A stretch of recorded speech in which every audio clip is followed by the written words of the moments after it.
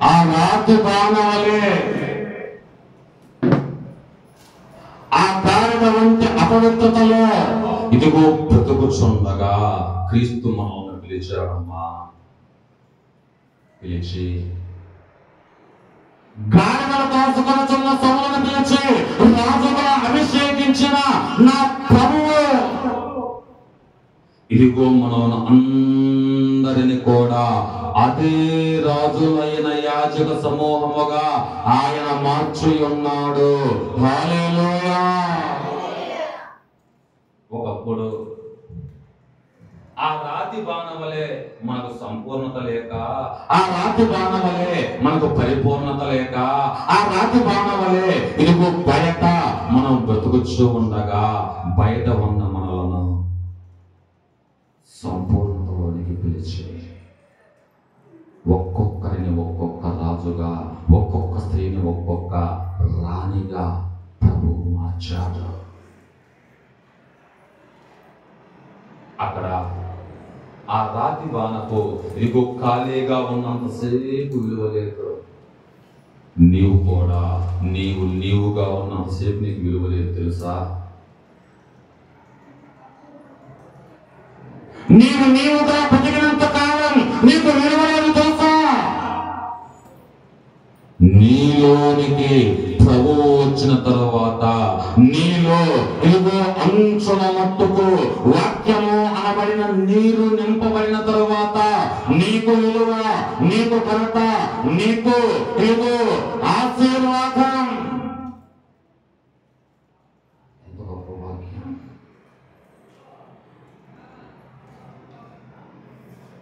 ఇదిగో ఒకటి, గాడిదలు కాసుకొనుచున్న సౌలును ప్రభువు పిలిచి రాజుగా మార్చాడు. గాడిద వంటి స్వభావం కలిగిన మనల్ని కూడా ఇదిగో ప్రభువు పిలిచి రాజులైన యాజక సమూహంగా మార్చాడు. రెండో మాట మత్తయి సువార్త 14వ అధ్యాయం. మత్తయి సువార్త 14వ అధ్యాయం. క్షమించండి, 4వ అధ్యాయం. క్షమించండి, 4వ అధ్యాయం 18, 19, 20 వాక్యాలు.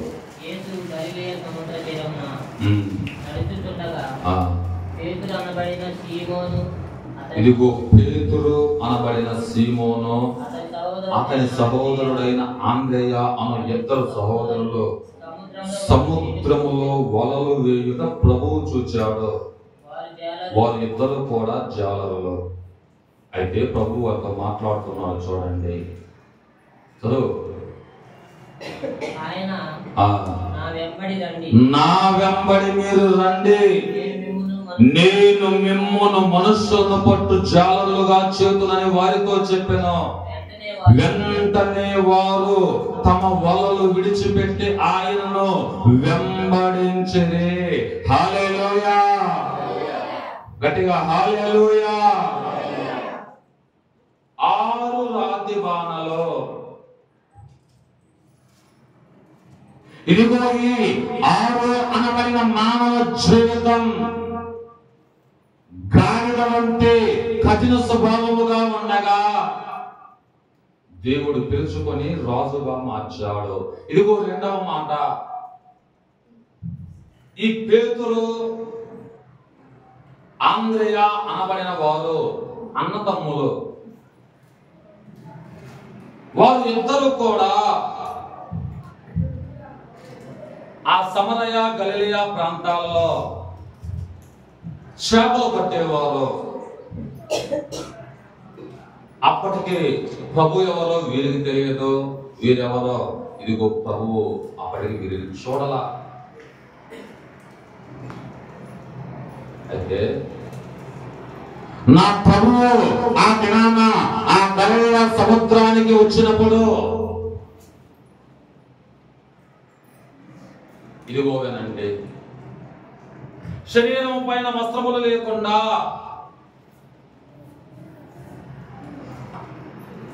ఇదిగో చిరిగిపోయిన వస్త్రములతో, మురికి వస్త్రములతో, కంపు కట్టుచున్న వస్త్రములతో ఈ పేతురు ఆంద్రయాలను ప్రభువు చూచాడు. చూచి వారితో అంటున్నాడు, పేతురు పేతురు, సీమోను పేతురు, ఆంద్రయ నా దగ్గరకు రండి. ఇదిగో నన్ను ఇవ్వలేక మీరు వెంబడించండి.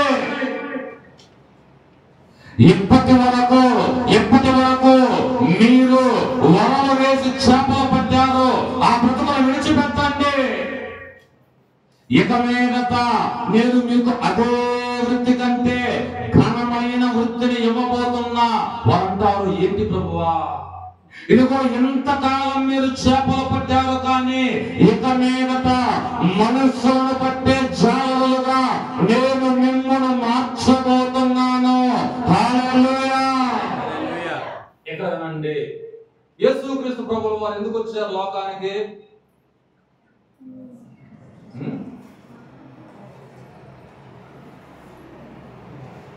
లోకసువార్త 19వ అధ్యాయం ఉంటుంది, నశించిన దానిని వెతికి రక్షించడానికి ప్రభు వచ్చాడు. అంతే, నశించిపోయే మానవులను రక్షించవలసినది నా ప్రభువు. వారిని ఆ యొక్క హక్కులను తప్పించవలసినది నా ప్రభువు. ఆయనే ఇదిగో తన మాట ద్వారా తన ప్రేమను గురించి, తన గొప్పతనమును గురించి, తన యొక్క ఇదిగో శక్తి సంపన్నుల గురించి ప్రజలకు చెప్పాలి. కానీ ఆ ఆధిక్యత ఇప్పుడు ఒక మనుష్యునికి నా ప్రభు ఇస్తున్నాడు. చూడండి, అక్కడ ఈ పేతురు ఆంద్రయలో అప్పటిదాకా ఈ రాతి బాణల వలె ఉన్నారు. మీరు అడగవచ్చు, ఎట్లాగన్నా అని. 1 సంవత్సరం రోజులు ఒక పాత్ర మీ బాత్రూంలో పెట్టండి, ఎట్లా మారిద్దన్నది? ఎట్లా మారిద్దమ్మా? సినిమా పాసి బట్టి దాన్ని శుభ్రం చేయకపోతే కంపు కొడుచు మలిన వాసన. ఇదిగో ఈ పేతురు ఆంద్రయ కూడా అప్పటి వరకు వారి చేతులలో ఉన్నాయి వలలు. ఈ వలను గురించి 2 మాటలు నేను చెప్తా, చూడండి. ఒకటి, వల మలిన వాసనతో కంపు కొట్టేటువంటిది. 2, ఈ వల చేపలు పట్టడానికి ఉపయోగపడేటువంటిది. హల్లెలూయా, హల్లెలూయా. ఇదిగో ఈ వల మానవ బ్రతుకునకు సూచనగా ఉన్నది. ఈ వల మానవ జీవితానికి సాదృశ్యముగా ఉన్నది. ఈ వల మానవ రూపమును పోలి ఉన్నది. ఒక మాటలో చెప్పాలంటే ఈ వల మానవుని యొక్క అంతరంగ స్వభావాన్ని సూచించుచున్నది. అనేక దినములు చేపలు పట్టేటువంటి ఆ వల ఎంతటి దుర్వాసనతో ఉంటుందో, ఎంతటి మలిన వాసనతో ఉంటుందో, ఎంతటి ఇదిగో మురుగుడు వాసనతో ఉంటుందో, మానవ హృదయాలు కూడా చెడిన స్థితిలో ఉన్నాయండి. నా బైబిల్ చివర మాట రాస్తున్నాను కదా నేను. మానవ హృదయాలు కూడా చెడిన స్థితిలో ఉన్నాయి. ఎట్లాగంటే మానవుని లోపల, హృదయం లోపల చాలా రకాల ఇదిగో క్రియలు మానవుని ఏలుబడి చేస్తున్నాయి. రాసి పెట్టుకున్న తర్వాత చదువుకోండి మీరు. తిమోతి 2వ పత్రిక 3వ అధ్యాయం 2 నుండి 5 వరకు 17 రకాల అపవిత్ర క్రియలు. తిమోతి 2వ పత్రిక 3వ అధ్యాయం 2 నుండి 5 వరకు 17 రకాల అపవిత్ర క్రియలు మానవ హృదయం లోపల ఉన్నాయి. గలతీ పత్రిక 5వ అధ్యాయం 19 నుండి 21 వరకు 15 రకాల అపవిత్ర క్రియలు మానవ హృదయంలో ఉన్నాయి. రోమపత్రిక 1వ అధ్యాయం 28 నుండి 31 వరకు 21 రకముల అపవిత్ర క్రియలు మానవ హృదయంలో ఉన్నాయి. మార్కు సువార్త 7వ అధ్యాయం 21 నుండి 23 వరకు 13 రకాల క్రియలు ఇదిగో మానవ హృదయంలో ఉన్నాయి. మొత్తం 66 రకాల ఇదిగో దుష్క్రియలు మానవ హృదయాన్ని ఇదిగో పట్టి పీడిస్తున్నాయి. ఒక తేనె పట్టుకు తేనె తీగలన్నీ కూడా చుట్టూ ఎలా అలుముకొని ఆ తేనె పట్టులో ఉన్న ఇదిగో ఆ యొక్క తేనె అంతటిని ఆ పురుగులు తీసుకొని లేక తినివేసి ఆ పట్టును, ఆ తేనె పట్టును ఇదిగో పీల్చి పిప్పి చేస్తాయో, మానవ హృదయాలను ఈ 66 రకాల అపవిత్రమైన క్రియలు ఇదిగో ఏలుబడి చేస్తున్నా మానవ బ్రతుకులు కంపు కొట్టుతున్నాయి. మానవ బ్రతుకులు దుర్వాసనతో ఉన్నాయి. మానవ బ్రతుకులు చెడు వాసనతో ఉన్నాయి, చెడు స్థితిలో ఉన్నాయి. అవిధేయత, అతిక్రమము, అన్యాయము, ఇదిగో మోసపూరితమైన జీవితం, నానా రకములైన క్రియలు. వినండి వినండి వినండి. ఆ చేపలు పట్టే వల ఎంతటి దుర్వాసనతో ఉన్నదో ఇదిగో ఈ మానవ యొక్క హృదయం కూడా అదే దుర్వాసనతో ఉన్నది. ప్రభువు పేతురు, యోహానులను పిలిచి ఇదిగో నా పిల్లలారా ఆ వలలు విడిచిపెట్టి నన్ను వెంబడించండి, మిమ్మల్ని మనుషులను పొట్టు జాలలుగా మారుస్తా అన్నాడు. వారు ఆ వలలు విడిచిపెట్టి ఇదిగో ప్రభువును వెంబడించినప్పుడు వారి శరీరములో, వారి బతుకులలో, వారి జీవితాలలో అంతకాలము ఉన్న దుర్వాసన, మరణ వాసన, చెడు వాసన తొలగిపోయి వారి బ్రతుకులను ప్రభువు పరిమళ వాసనగా మార్చి ఉన్నాడు. హల్లెలూయా! గట్టిగా హల్లెలూయా! ఇదిగో వారినే కాదు, చీకటి నుండి ఆశ్చర్యకరమైన తన వెలుగులోనికి మనల్ని ఆయన పిలిచి ఉన్నాడు. ఇదిగో పిలిచిన తరువాత మనలో ఉన్న ఇదిగో ఇదే దుర్వాసనను కూడా ఆయన తొలగించి, ఎఫెసీ 5:2 ఉంటుంది, క్రీస్తు మిమ్మును ప్రేమించి ఇదిగో పరిమళ వాసనగా మిమ్ములను మార్చి ఉన్నాడు. హల్లెలూయా! అక్కడ రాయబడిన మాట, మీరు ఆ క్రీస్తు కొరకు పరిమళ వాసనగా మారాలని తనను తాను సిలువకు అప్పగించుకొని సిలువ పైన చంపబడ్డాడు, బలి పశువుగా అప్పగించుకున్నాడు. క్రీస్తునందు ప్రియమైన దేవుని బిడ్డలారా, అక్కడ ఇదిగో గాడిద వంటి అపవిత్ర స్వభావంలో ఉన్న మనుషుని పిలిచి ఇదిగో దేవుడు రాజులుగా మారిస్తే ఇదిగో ఎక్కడికి వచ్చేసరికి మానవునిలో ఉన్న అపవిత్రతను తొలగించి పరిమళ వాసనను ఇదిగో ప్రభువు ఈ మానవునికి ఇచ్చాడు. హల్లెలూయా! అంతేకాదు,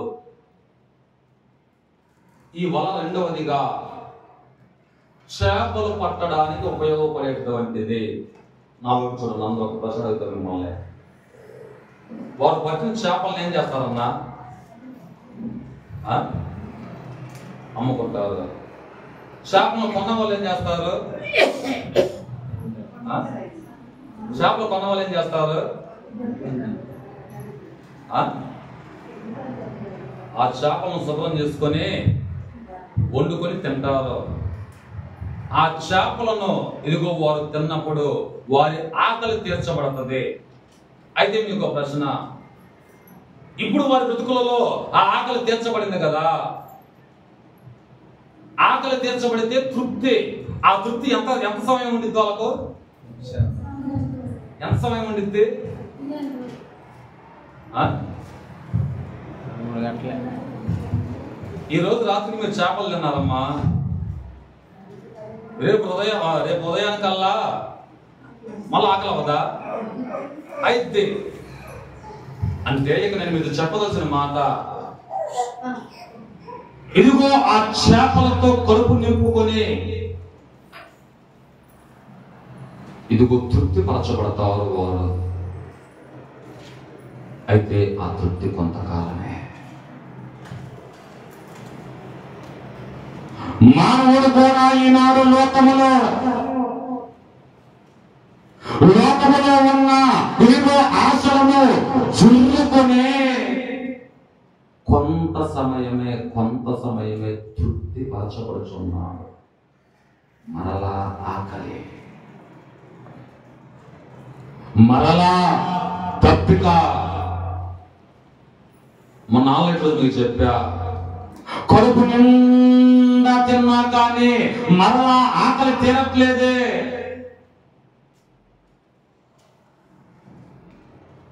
ఇదిగో ఈ పేకులు ఆంధ్రలో చేపలతో ఇదిగో వారి బ్రతుకులలో ఆ చేపల నుంచి కొంతకాలం వారికి కొంత సమయం తృప్తినిచ్చినప్పటికీ మరలా ఆ ప్రజలు ఆకలి కొంటున్నారు. కానీ ఆ వరలు విడిచి ఇదిగో ప్రభువులోనికి వచ్చిన తర్వాత దేవుని యొక్క జీవ వాక్యము అనబడిన ఆహారాన్ని అనేకులకు పంచిపెట్టగా ఆ యొక్క ఆహారాన్ని భుజించుతున్న అనేక మంది ప్రజలు వారి ఇదిగో మరణగణం వరకు తృప్తి పరచబడుతూనే ఉన్నారు. హల్లెలూయా. అర్థమైందా? అర్థం కాలేదా? ఇదిగో అంతకు మీరు ఇచ్చే ఆ చేపలు తింటే కొంతకాలమే, ఇదిగో కొంత సమయమే ఆకలి కావట్లా. కానీ దేవుని యొక్క జీవము కలిగిన వాక్యమూలమైన ఆహారాన్ని అనేకులకు పంచిపెట్టినప్పుడు వారి యొక్క ఆకలి శాశ్వతముగా తీర్చబడుతుంది. అందుకే ప్రభు మాట్లాడు చూడండి, మత్తయి సువార్త 13వ అధ్యాయం 47వ వాక్యం చదవండి. ఇంకొక మాట చూపిస్తా. మత్తయి సువార్త 13:47. మరియు అమ్మమ్మ చూడండి, పరలోక రాజ్యము సముద్రములో వేయబడిన నానా విధములైన చేపలను పట్టు పరలోక రాజ్యము సముద్రములో వేయబడిన నానా విధములైన చేపలను పట్టిన వలను పోలి ఉన్నది. వినండి, ఇక్కడ పరలోక రాజ్యాన్ని ఒక వలతో ప్రభువు పోల్చుచున్నాడు. ఈ వల పరలోక రాజ్యం అయితే తలెత్తి వినాలి, తలెత్తి అర్థం కాదు ఇక్కడ. ఇదిగో ఈ వల పరలోక రాజ్యం అయితే ఆ వలలో నానా రకాల చేపలు ఉన్నాయి.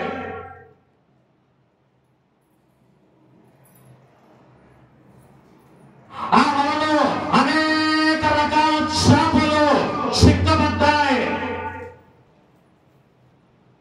ఆ వలలో అనేక రకములైన చేపలు భద్రపరచబడ్డాయి. ఏమిటి ఈ అనేక రకముల చేపలు? ఇక్కడ ఒక్క మాట మీరు గమనించండి. ఈనాడు లోకములో అన్యులకు ఒక్కొక్క కులం వారికి ఒక్కొక్క దేవుడు. అవునా కాదా మా? అవునా కాదా? ఒక కులం వారు ఒక దేవునిని, ఒక మతం వారు ఒక దేవునిని, ఒక ప్రాంతం వారు ఒక దేవునిని, ఇదిగో ఒక భాష మాట్లాడేవారు వేరొక దేవునిని ఆశ్రయిస్తున్నారు. కానీ నా ప్రభువు అపొస్తలుల కార్యములో చెప్పబడినట్లుగా యేసుక్రీస్తు వారు అందరికి దేవుడు. హల్లెలూయా. ఆయన రాజ్యం ఒక వలైతే ఆ వలలో అనేక రకాల చేపలు ఉన్నాయి. రెడ్డి అనబడిన చేప, కమ్మ అనబడిన చేప, బ్రాహ్మణ అనబడిన చేప, ఆర్య వైశ్య అనబడిన చేప, ఇదిగో మాల, మాదిగ, కొమ్మరి, సమస్త సమస్త సమస్త జాతుల, సమస్త రకాల, సమస్త వర్గాల, సమస్త ఇదిగో ఆ యొక్క భాషలు మాట్లాడే సమస్త కులాల, సమస్త మతాల చేపలు అన్ని కూడా పరలోకానికి చేర్చబడుతున్నాయి. కారణం మానవ జీవితం ఒక రాతి బాణ అయితే ఆ రాతి బాణ కంపు కొట్టుచున్నట్లుగా, ఆ రాతి బాణ ఇదిగో ఇంటికి బయట ఉన్నట్లుగా మానవుడు కూడా బ్రతుకులో కంపు కొట్టుచు ఇదిగో సహవాసానికి పరలోకానికి బయట ఉండగా ప్రభువు తన వల వేసి ఆ వలలోనికి ఇదిగో ఈ నానా రకముల చేపలను పట్టి ఆ నిత్యత్వంలోనికి చేర్చుచున్నాడు. ఈనాడు ఇదిగో ఈ వాక్యం వినుచున్న మీలో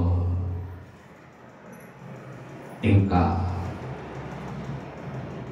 లోక ఆశలో అనబడిన ఆకలితోనే ఉన్నారేమో. అక్కడ వల కప్పుకొచ్చున్నట్లుగా మీ బ్రతుకులలో, మీ హృదయాలలో ఆ 66 రకాల దుర్వాసనలు ఉన్నాయేమో, చెడు వాసనలు ఉన్నాయేమో. నీ బ్రతుకు ఒక రాతి బాణలాగానే ఉంది. ఇంకా ఆ రాతి బాణ బయట ఉన్నట్లుగా నీవు నామకార్థ క్రైస్తవునిగా బ్రతుకుచున్నావు. దేవుని దీవెనను పొందుకోలేక, దేవుడు అనుగ్రహించే ఆశీర్వాదాలు పొందుకోలేక, దేవుడు ఇచ్చే అభివృద్ధిని తీసుకోలేక, దేవుడు అనుగ్రహించే పరలోకానికి ఇదిగో దూరముగా ఉండి నీవు బ్రతుకుచున్నావేమో. ఈ దినమందు ప్రభువు నీతోనే మాట్లాడుతున్నారు. ఒకటి గాడిద వంటి అపవిత్రమైన సౌలును దేవుడు పిలిచి రాజుగా అభిషేకించాడు. మనలందరినీ కూడా రాజులైన యాజక సమూహముగా మార్చాడు.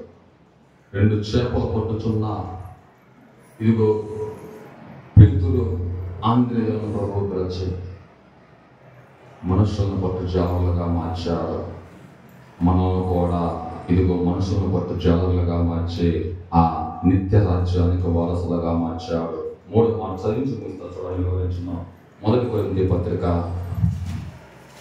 1వ అధ్యాయం 26, 27, 28 వాక్యాలు చూడండి.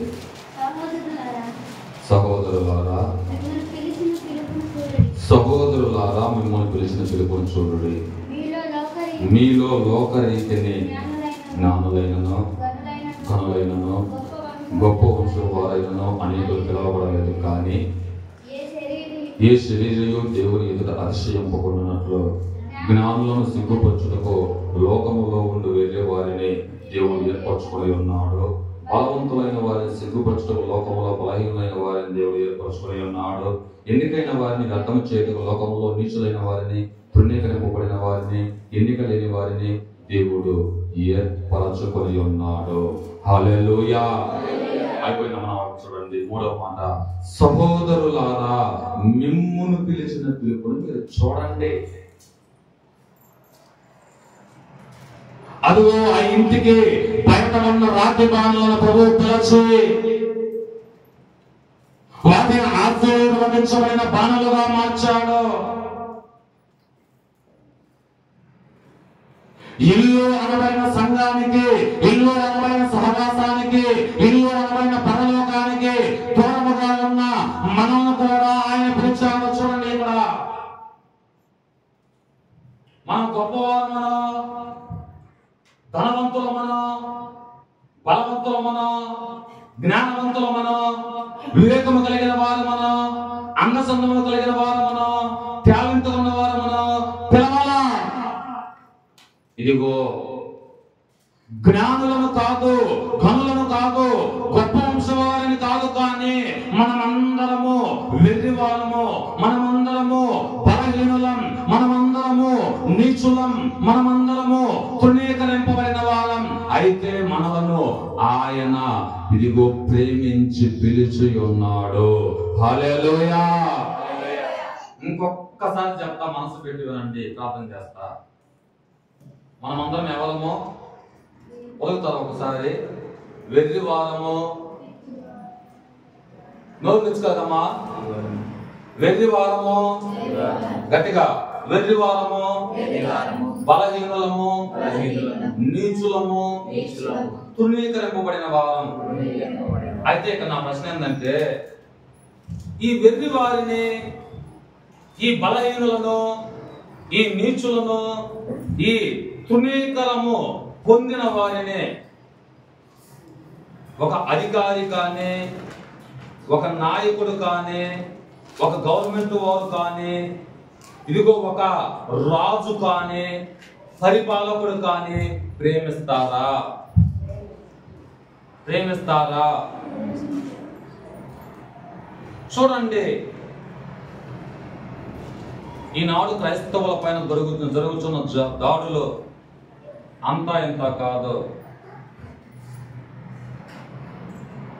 ఇదిగో మొన్న మధ్య మీకు అందరికీ తెలిసినట్లుగా ప్రవీణ్ పగడాల గారు మృతి పట్ల ఇదిగో సేవకులందరూ కూడా వారి బాధను వ్యక్తపరిస్తే, ఒక వారం 10 రోజుల క్రితం సిలకలూరుపేటలో తండ్రి సన్నిధి అనబడిన ఇదిగో మినిస్ట్రీ ద్వారా పరిచయం చేస్తున్న గొప్ప సేవకులు, ఏమి ఆయన పేరు షాలెం రాజు, ఆయన ఒక స్టేట్మెంట్ ఇచ్చాడు. ఆ కేసు ఏంటో నిజంగా ఇదిగో తేలకపోతే మేము కూడా మా సంఘం తరపున లోకంలోనికి వచ్చి ధర్నా చేస్తామని చెప్పినందుకు ఒక ఆదివారం వారి చర్చికి 60,000 మంది వస్తారంట. 10 రోజుల నుండి వారి మందిరానికి నీళ్లు రాకుండా ఆపేసే తెలుసా? శుక్రవారం, బుధవారం, ఆదివారం 3 రోజులు వారి మందిరంలో ప్రార్థన జరుగుతాయి. 10 రోజుల నుండి వారికి నీళ్లు లేవంట. 60,000 మంది కూర్చుని ఆరాధించే ఆ మందిరానికి చూడండి అధికారుల మనస్సు, చూడండి గొప్పవారి మనస్సు, చూడండి ఇదిగో ఆ అన్యుల ఇదిగో వేరే కులస్తుల యొక్క మనస్సుకు పట్టిన దుస్థితి. అంటే వారి ఆలోచన అంతా వీరు కులం తక్కువ వారు, వారి ఆలోచన అంతా ఇదిగో వీరు జాతిహీనులు, వారి ఆలోచన అంతా వీరు ఎదగకూడదు, వీరు నాశనమైపోవాలి. లోకములో ఉన్న ఒక అధికారులే, లోకములో ఉన్న ఒక నాయకులే, లోకములో ఉన్న ఒక రాజులే, లోకములో ఉన్న ఒక అన్య కులస్తులే, లోకములో ఉన్న ఒక ధనవంతులే ఇదిగో దేవుని పిల్లలు, పేదలు అని ఇదిగో ఎంచి వీరిని ఎంత చిన్న చూపు చూస్తుంటే, నా ప్రభువు చూడండి, మనం నీచులమని తెలిసిన మనం ఆయన ప్రేమించాడండి.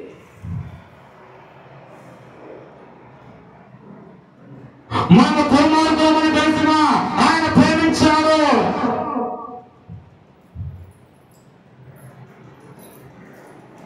మనము ఏమాత్రము ఎన్నికైన వారము కాక తృణీకరింపబడిన వారం అనగా ఎందుకు పనికిరాని వారమైనప్పటికీ కూడా ప్రభువు మనల్ని ఎన్నుకున్నాడు.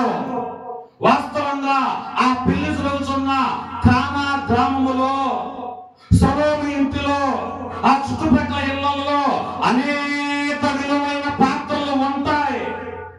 ప్రభు కార్యం చేయదలుచుకుంటే వాడు ఎలా చేయకూడదా? అర్థం కాదన్నమాట. వారి ఇళ్లలో ఇత్తడి బిందెలు ఉంటాయి, రాగి బిందెలు ఉంటాయి, ఇంకా నానా రకాల విలువైన పాత్రలు ఉంటాయి.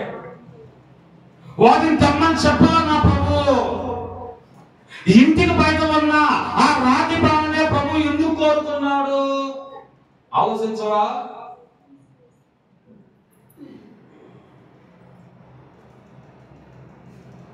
ఇంటికి ఆరు బయట ఉన్న ఆ రాతి బాణనే ప్రభు ఎందుకున్నాడు?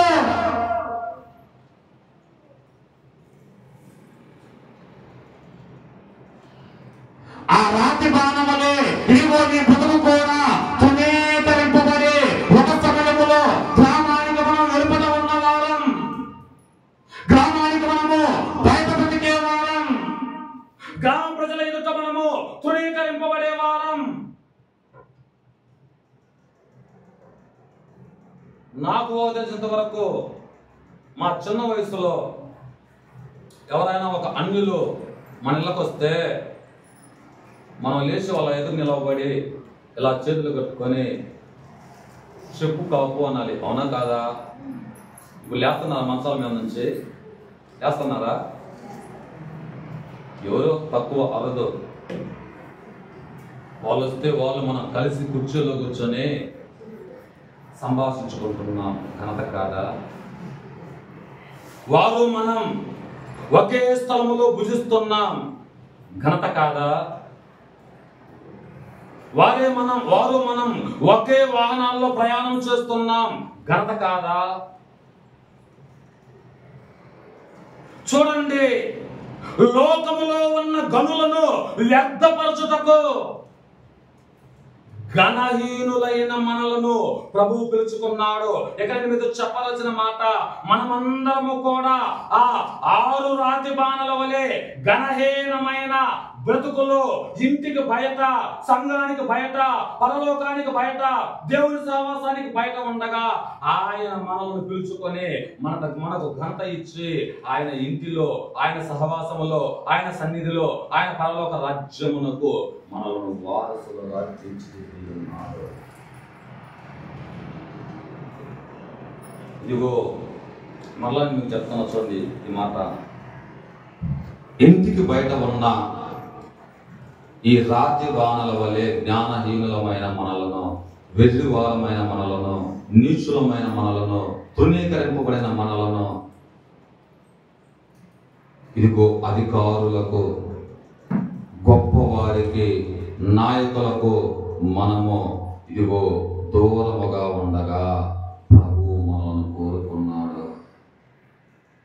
లోకములో పేరు ప్రఖ్యాతులు గాంచిన అనేకులకు లేని ఈ భాగ్యం ఉచితముగా ప్రభువు మనకిచ్చాడు. చూడండి, మీరు వారు ఎంత ధనవంతులైనా, ఎంత అధికారులైనా, ఎంత హోదాలో ఉన్న వాళ్ళైనా ఒక మందిరానికి వెళ్ళినప్పుడు మందిరంలో కూర్చున్న వారందరికీ కూడా వారి సభ, ఇదిగో వారి సంభాషణ మాట్లాడడానికి ముందు అందరికి చేతులకి వందనాలు చెప్తున్నారా? మనం కాదు. కొందరు నాయకులు సంఘానికి వచ్చినప్పుడు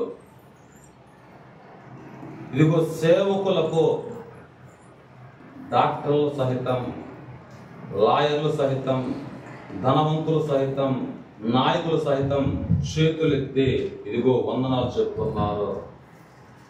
ఎంత గొప్ప భాగ్యం! ఒక సమయంలో రాజ్య బాణవలే నీ బ్రతుకు విలువలేని పాత్రగా ఇదిగో ప్రభువుకు దూరముగా ఉన్నది. ఇప్పుడు విలువైన పాత్రగా ఆయనకు సమీపముగా మార్చుకున్నాడు. ఆ విలువను ప్రభువులో మనం కాపాడుకోవచ్చు. ఇదిగో ఆయన రాజ్యములో చేర్చబడ్డకు సిద్ధపాటు కలిగి బ్రతుకుతా. 3 మాటలు చెప్పా. గాడిద కాసుకొని సౌలును దేవుడు పిలిచి రాజుగా ఎన్నుకొని ఆధిక్యతిస్తే, గాడిద వంటి స్వభావము కలిగిన మనలను కూడా ఆయన పిలుచుకొని రాజులైన యాజక సమూహముగా మార్చాడు. వలలు వేసి చేపలను పట్టుచున్న ఇదిగో పేతురు, ఆంద్రేయను ప్రభువు పిలిచి, మిమ్మల్ని మనసులను పట్టు జాగ్రత్తగా చేస్తాను, నా వెంబడి రండి అని పిలిస్తే ఇదిగో వారు ప్రభువు మాటకు లోబడ్డప్పుడు మనుషులను పట్టే ఇదిగో ఆత్మలను రక్షించే సేవకులుగా ప్రభువు వారిని మార్చుకున్నాడు. మనకు కూడా అతి వాక్యాన్ని ఇచ్చి ఆ నిత్య రాజ్యానికి వారసులుగా మార్చాడు. మూడవదిగా బలవంతులను, ధనవంతులను, జ్ఞానవంతులను, విద్యావంతులను, ఇదిగో రాజులను, అధికారులను, నాయకులను, చక్రవర్తులను సిగ్గుపరచుటకు వెర్రి వారము, తృణీకరింపబడిన వారము, బలహీనమైన మనలను ఆయన ఎన్నుకొని పిలుచుకొని మన ద్వారానే గొప్ప కార్యాలు చేయుచున్నాడు. మనలను ఇదిగో ఈ లోకములో ఒక ఉన్నతమైన స్థానములో విజయోత్సవాలతో ఊరేగించుచున్నాడు. హల్లెలూయా. అదిగో అక్కడ ఆ రాతి ద్వారాలు ఖాళీగా ఉన్నంతసేపు వాటికి విలువ లేదు. ఆ పెళ్లికి వచ్చిన వారు వాటిని ఒక్కరు కూడా చూసిన వారు లేరు, పట్టించుకున్న వారు లేరు, వాటితో మాట్లాడిన వారు లేరు. నీవుగా ఉన్నప్పుడు నీకు విలువ లేదు, నీకు ఘనత లేదు, నీకు మంచి పేరు లేదు, నీవెవడవో తెలియవో. ఆ ఖాళీ రాతి బాణల్లో నీళ్లు నింపబడిన తర్వాత పెళ్లికి వచ్చిన వారందరి దృష్టి, పెళ్లికి వచ్చిన వారందరి చూపు, పెళ్లికి వచ్చిన వారందరి ఆకలి ఆ బాణలు తీర్చాయి. క్రీస్తులను మనం వచ్చిన తర్వాత లోకములో ఉన్న అనేక మంది మనం చూసి నోటి మీద వేలేసుకుంటున్నారు. వీరు ఎప్పుడు ఇస్త్రీ బట్టలే ధరిస్తారు, ఎప్పుడు శ్రేష్టమైన ఆహారాన్ని భుజిస్తారు, ఎప్పుడు పనులు కూడా వెళ్ళరో వీరికి ఎలా వస్తుంది? పరలోక తండ్రియే మన పోషకుడు. హల్లెలూయా. పరలోక తండ్రియే మన ఆధారం. ఇదిగో విలువలేని రాతి కొండలకు విలువను ప్రభువు ఇచ్చి వాడుకుంటున్నాడు. ఆయన రాకడ పర్యంతరం వరకు ఇదిగో ఈ రాతి బాణాలన్నిటినీ తన చేతిలో మహిమ కలిగిన పాత్రలుగా ఆయన ఘనపరచి వాడుకొనును గాక. గట్టిగా వాడుకొనును గాక, ఘనపరచును గాక. ఇదిగో మన ద్వారా అనేకులను తృప్తిపరచును గాక. అనేక బ్రతుకులలో గొప్ప కార్యాలు ప్రభువు జరిగించును గాక. దేవుడి కొద్ది మాటలు మన ఇంటిలో దీవించును గాక. ఆమేన్.